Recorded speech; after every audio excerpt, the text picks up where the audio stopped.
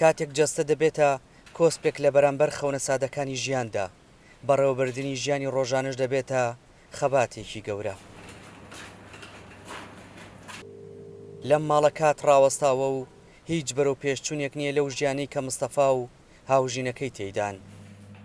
زیادبوونی کێشی جەستەی مستەفا تا ئەو ڕادەیە جوڵە و هەناسەدانیشی تووشی زەحمەتی کردووە.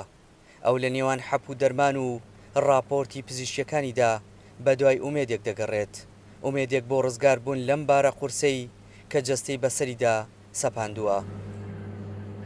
هەر زیاکەم پێی نازەم مۆزوعەکە چییە؟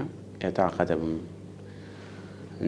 ناتوان بڕۆم بەڕێگایە هەیەجاری وایە هاچ ماوسێ ئەمانە خەلەری هۆرمۆناتم هەر هەیە مەسەلەن چۆن بڵێ هۆرماناتی هین پیاوەتی و هین هێوە حتا وێش خەلەری وشمە نانی ئەم بارودۆخە تەنها ئازارێکی جەستەیی نییە، بەڵکو بارگرانێکی دەرونی و دارایی گەورەشی خستۆ سەرشانی ئەم خێزانە. بە گوتەی مستەفا جاری وا هەیە پارەی دابینکردنی ژەمە خواردنێکیان نییە، چجا بتوانێت پارەی دوو نەشتەگەری قورس ئامادە بکات.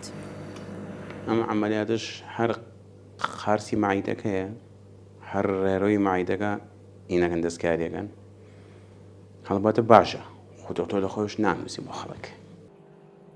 مستەفا تا ئێستا زیاد لە 7 جار نەشتەگەری گەورەی کردووە و ئێستا کێشی 140 کیلۆیە بۆ ئەوی ڕزگاری بێت لە تەواوی ئەو نەخۆشیانەی کە بەهۆی قەڵەوەیەکەیەوە دووچاری بۆ پزیشکان پیان وتووە دەبێت بە زووی نەشتەرگەری بڕینی گەدە و گۆڕینی ڕێڕەو بکەیت.